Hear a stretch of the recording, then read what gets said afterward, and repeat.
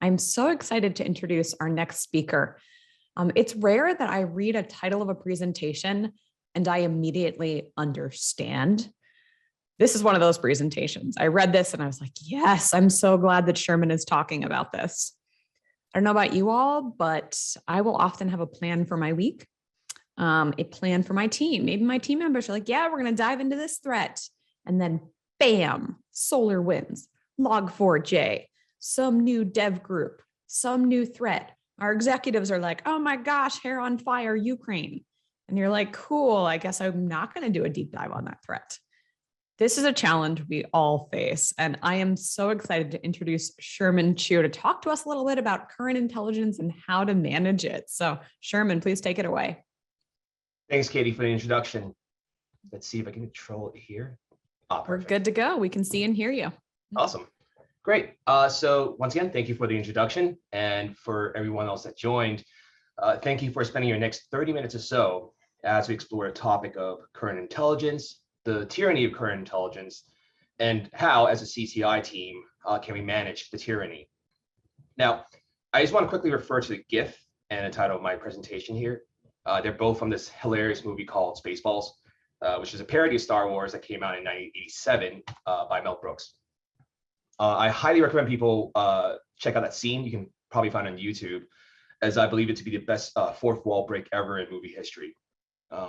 By the way, I barricaded my door because my dog recently learned how to open them by pawing the doorknob. He's a good boy, but too good sometimes. All right, so let's begin by going through today's agenda. So first, we'll go through the different types of intelligence to include current intelligence so that everybody will be on the same page.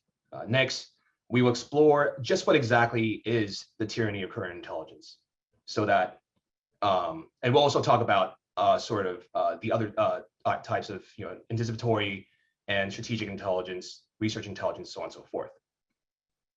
Hearing all about the negative things about current intelligence, we'll also talk about whether we should avoid current intelligence production. After that, we will go through some of the best practices that I have found when it comes to managing the production of current intelligence and how we can mitigate the tyranny from both within your CTI team itself and your intelligence stakeholders. Lastly, of course, we will finish the presentation off with a quick recap and hopefully some time for some Q&A live. Okay, so a quick introduction about myself. Once again, my name is Sherman Chu, and I'm currently the technical lead for New York City Cyber Command's CTI team, or NYC3 for short. So we are tasked with the protection of New York City government's information system to include the many city government agencies. We have more than 100 of them. We also collaborate with other private and public entities that are critical to New York City's functions and operations. So prior to joining to NYC3, I also worked at a major financial institution and a threat intelligence vendor. I am also a US Army vet. Go Army, beat Navy. One last thing before we begin, all views and statements are my own, and I do not represent my organization. So let's start. Okay, so what is current intelligence? As defined by the US Joint Chief of Staff Publication 2.0, it's basically support for ongoing operations, involves the integration of time-sensitive, all-source intelligence and information into concise, objective reporting on the current situation in a particular area. That's a mouthful. That's a very wordy description of current intelligence. So more layman common definition of it is intelligence and information that deals with issues that require immediate attention of things that have recently happened or is currently happening. So let's break it down further and look at the specific characteristics of current intelligence. First, it is disseminated quickly to inform consumers as soon as possible. We want to get it to the intelligence customers, stakeholders, right, Ricky tick, because there's this perceived time sensitiveness that goes along with it. Second, current intelligence goes through minimal evaluation or interpretation. Primarily due to the aforementioned aspect in which we want to send it to our customers ASAP.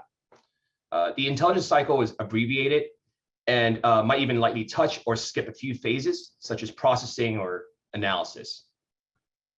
Third, actionability is not mandatory, meaning current intelligence can largely be used as an FYSA or for your situational awareness to your customers. It may or may not help customers with reducing uncertainty and making better decisions when it comes to empowering security posture for your organization. It could include anything that may be of interest to the customer right now. Now, I also want to highlight that there is a subtle difference between current and tactical intelligence, but more on that later. I skipped the slide, but one famous example of current intelligence is the US Presidential Daily Brief, or the PDB, hence the West Wing GIF on the previous slide. POTUS receives a roundup of information and intelligence on current events around the world on a daily basis. It doesn't always include assessments and recommendations with each line on the PDF, sorry, PDB.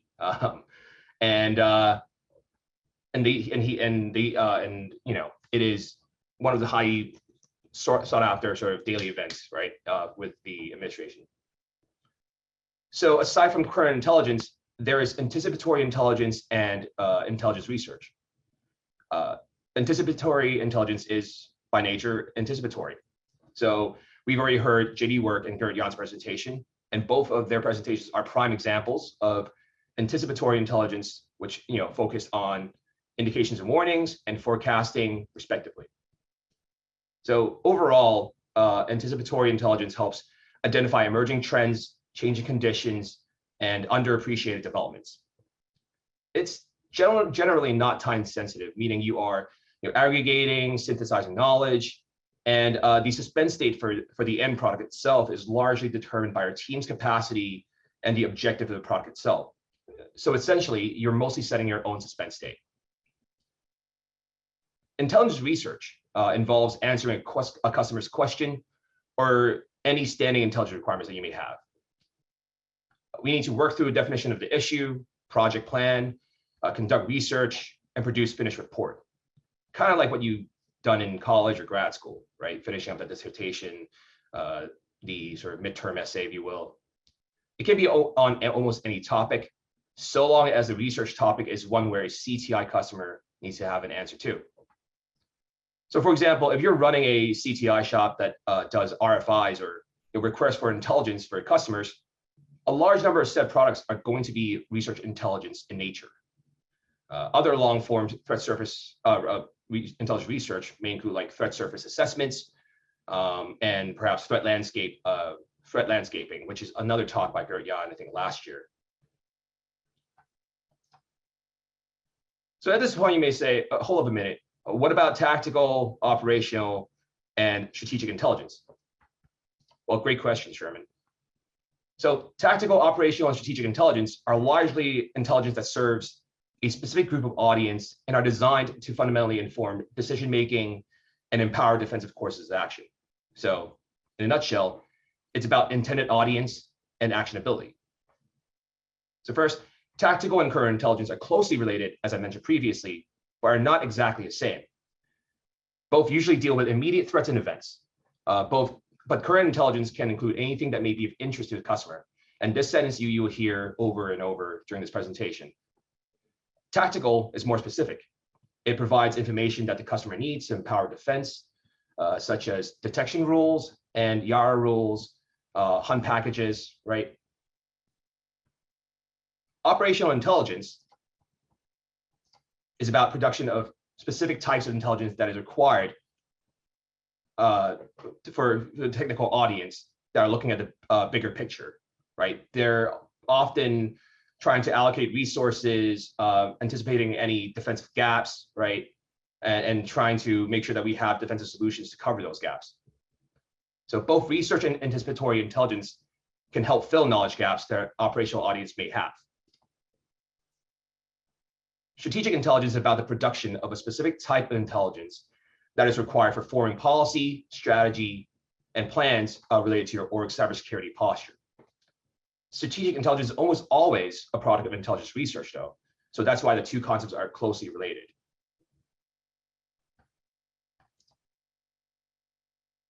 So now that we have gone through the different types of intelligence products, let's dive into the concept of tyranny of current intelligence. I'm sure people who have experience in both traditional and cyber threat intelligence have heard of the term. It has many names, aka tyranny of taskings, aka tyranny of the immediate, aka tyranny of currency, one more, aka tyranny of daily operations. Those terms largely means the same thing. Basically means focusing too many resources on the production of current intelligence, leading to a lack of other intelligence products. It is tyrannical in nature because it is hard to get out of. It's hard to peel your team out of this cycle because of accustomed customers and institutionalized workflows. So why and how does this happen? What leads to a CTI team become tyrannized by the current intelligence? Well, first, current intelligence is easy to produce. It's often, it often doesn't require long and rigorous assessment and analytical effort. It's a quick churn product. You see something new from your sources, and you basically relate it to your customers with very little analytical notations. It might not even include an assessment or recommendation. If there are two taskings, one on an in-depth study that is not time sensitive, and a quick reaction task, i.e. current intelligence, your team will likely tackle the one that it can be done quickly first. That is true in almost any professions. However, there's always another time-sensitive task waiting when the first one's complete, hence the sort of cycle of currency. Another reason maybe is because it provides instant gratification to your customers and your CTI team. I mean, customers immediately get hit with new information or intelligence, and they feel temporarily satiated. And the CTI team will almost always get a quick thanks or some sort of short instantaneous feedback. So the loop itself is shortened and happens within a day. There is a heavy customer demand. Some customers, typically the strategic level or executive level audience, want to know what is happening around the world, justifiably so at times, and other times out of their appetite to know what's a hot topic, what's juicy. Executives, stakeholders don't want to get ambushed by board members or other C-suite executives. They want and need to be the smartest person in the room when it comes to cyber threats. We want to control narrative, the threat narrative to be more precise. As a CTI shop or a team, we want to make sure that our customers are all sharing the same threat picture.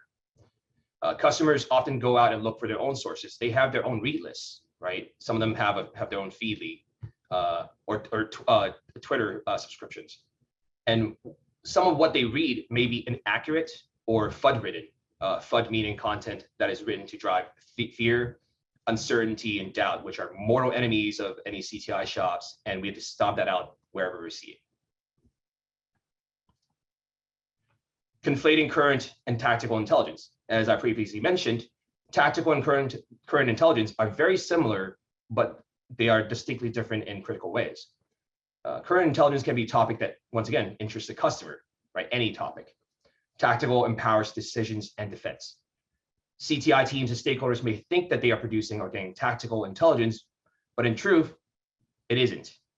So essentially, if it doesn't provide actionability, it is actually current intelligence.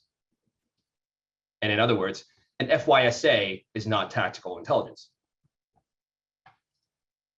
Okay, so what's the worst that can happen? Another great question, Sherman. First, I would like to highlight this quote from Bruce Clark, who was a former CIA Deputy Director for Intelligence. He said, and I quote, intelligence research is putting money in a bank. Current intelligence is making a withdrawal. In-depth intelligence products basically deposits back into your bank by arming you with refined knowledge of the threat landscape, the threat surface, or your defensive measures. Current intelligence basically withdraws from that account to purchase customer gratification.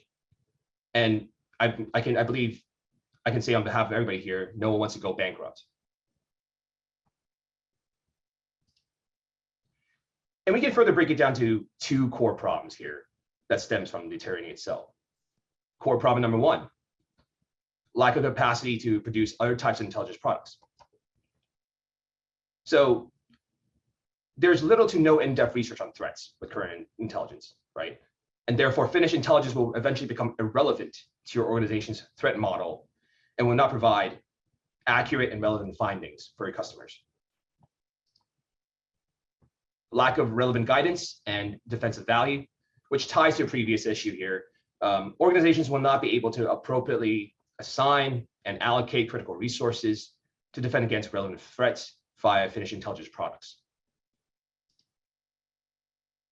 Tunnel vision and piecemeal intelligence, which I think is very important to realize, is that current intelligence products are all one-shots and do not help with threading the threat landscape or threat surface together. But there is no continuity of analysis or critical context to connect seemingly unrelated data or information together to really drive the real threats that you should be tracking. So overall, focusing too many resources on current intelligence can be detrimental to your team's understanding of the real threats versus the perceived threats.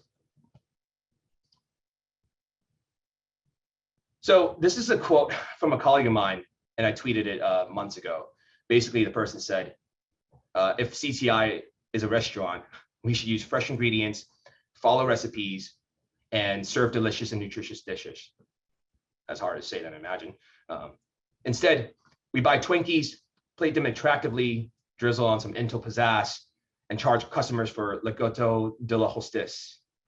And to my response to that is, Twinkies are tasty, and having one or two of them in your overall weekly diet is fine. But you're bound to have nutritional deficiencies and health problems if your diet is based primarily on Twinkies. And worst of all, current intelligence, like Twinkies, are tasty but also addictive. And by the way, at this point, I just want to basically take a minute here and say that this whole presentation isn't taking a snipe at threat intelligence vendors. The presentation is primarily focusing on CTI shops that operate within end user organizations that serve to provide intelligence to defenders and other in-house organization stakeholders. Threat intel vendors have keen visibility into the threat landscape via their capture telemetry, but they often don't have the visibility or capacity to analyze your organization's threat surface and security controls to derive a full picture of the threat model. Furthermore, intelligence vendors work on a very different set of intelligence and collection requirements when compared to end user threat intelligence teams. Generally speaking, threat intel vendors are fulfilling a wide range of requirements that is aggregated from their clients, which spans many industry verticals and needs. Okay, moving on to core problem number 2, overproduction and the lack of quality control. So first off, you gain short-term wins, but you lose long-term.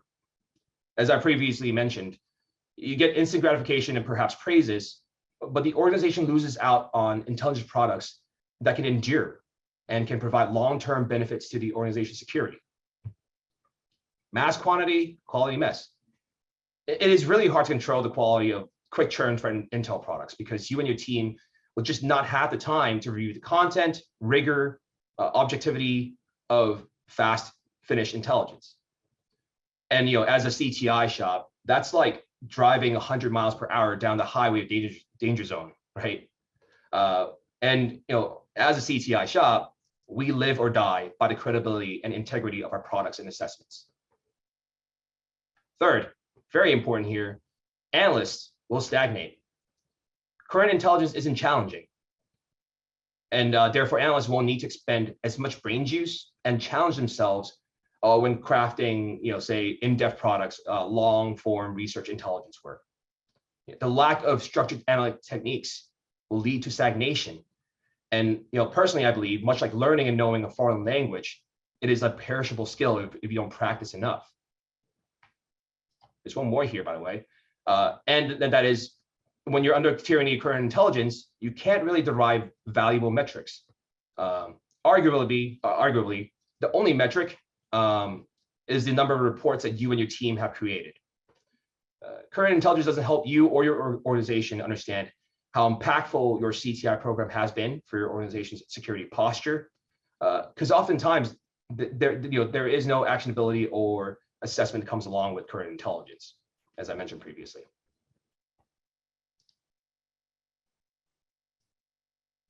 Okay, so should we avoid current intelligence then? It sounds like a nightmare. It sounds like it's fundamentally detrimental to any InfoSec organization.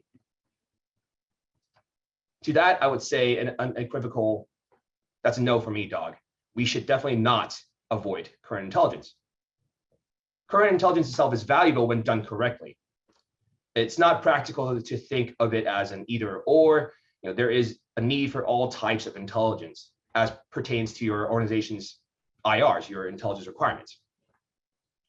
As I've mentioned, current intelligence actually helps us ensure customers are sharing the same narrative and picture of cyber threats that are relative to the organization itself. It also allows the CTI team to be in close touch with the customers, which is something that often we forget. Current intelligence reports from vendors and other external sources are valuable, as I mentioned, but that doesn't mean that an end user organization should just pass it along to our customers without further refining it or pairing it with our own analysis based on our threat surface and defense. We, as the CTI shop, need to evangelize a healthy mix of threat intel products and help our stakeholders understand that there's more out there than current intelligence.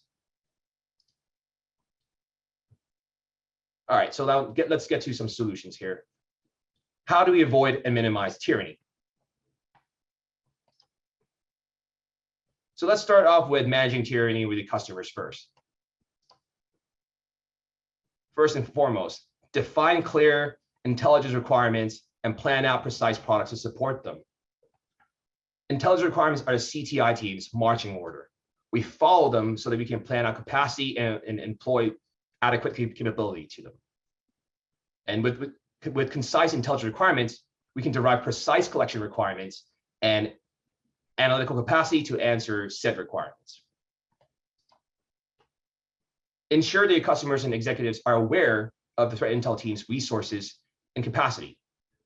Speaking of capability and capacity, we want to help our stakeholders understand the limits of powers of the CTI team. By helping them know how much time, blood, and sweat is needed to make the CTI sausage, stakeholders get a better picture of what to expect and what to ask for. Explain to your customers and executives the detriment of primarily producing current intelligence. Help them explain the tyranny of, explain to them what the tyranny of current intelligence is and what can it do for the organization, right? Take tidbits from my presentation and present it to them. But by helping customers and stakeholders understand the side effects of over allocating a team's capacity in the production of current intelligence, especially when you translate it to a value proposition, value loss sort of speak, it can help prevent them from asking too much of current intelligence. Encourage your customers to want other types of intelligence. Use current intelligence like a teaser trailer to the next big superhero movie. And in our case, long-form, in-depth research intelligence. There are no CTI bylaws, last time I checked, that stop us from hyping up our own products. In fact, it should be encouraged. This is a part of us managing customer expectations within the sort of threat intelligence practice. So let's move on to how do we manage it within the CTI team itself. Analytic managers need to make sure that the team has adequate capacity for producing long-form, in-depth intelligence. This comes with thorough constructions of intel requirements, once again, and talking to your customers about the team's capacity. Analytic managers should ensure that the team shares a solid perspective of the mission and goals. And this kind of ties to this point here. Managers need to avoid sending mixed signals to the analysts when it comes to product prioritization. And this is a recurring problem that I've observed personally, as well as talking to other colleagues within the CTI industry, where managers and analysts always seem to have different perspectives. Managers typically have a very solid understanding and perspective of the mission and goals. They believe that they share those goals with their team members. However, in contrast, the analysts frequently claim to be uncertain about mission and goals. A common mixed signal issue comes from the synchronization between the need for current intelligence and in-depth intelligence.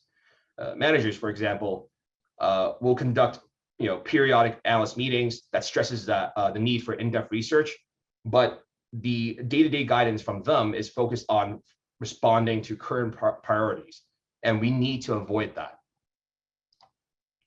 So when you conduct recurring meetings, make sure it's on a more longer term perspective, right? Like meetings on intelligence gaps and encouraging team research.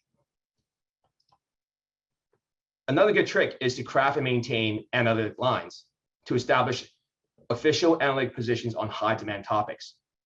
Analytic lines can help standardize common questions that your consumers may have, and they should also include assumptions and are consistently reviewed by the team.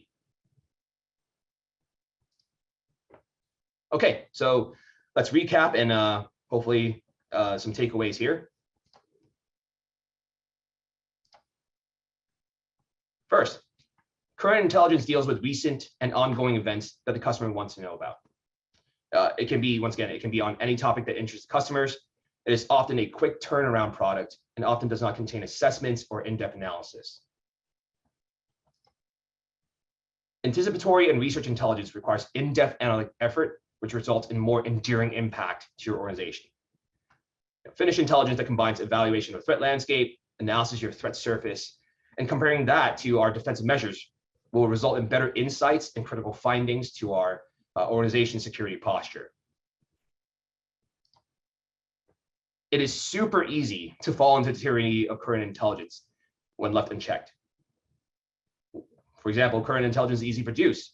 That's you and your customers' instant gratifications, has a huge demand, and helps CTI teams control the threat narrative. All the reasons why it's so easy to fall into tyranny. Intelligence research is putting money in the bank. Current intelligence is making withdrawal. Through analyze finished intelligence, when you put it in the bank, you get dividends. The more you put in, the more dividends you get. Avoid the tyranny by managing expectations with customers and managing capacity with, and tasking with your team. And we need to be transparent with our customers and make sure that they understand what we can and cannot do. We also need to encourage them to want longer, more impactful finished intelligence that will require time and capacity. And as for a CTI team, managers need to make sure that the priorities and taskings are synced up between yourself and your team. Always avoid mixed signals and conduct recurring meetings to discuss about those intelligence gaps and research topic as a team. And with that, thank you for spending your time with me. And I am now ready for any questions.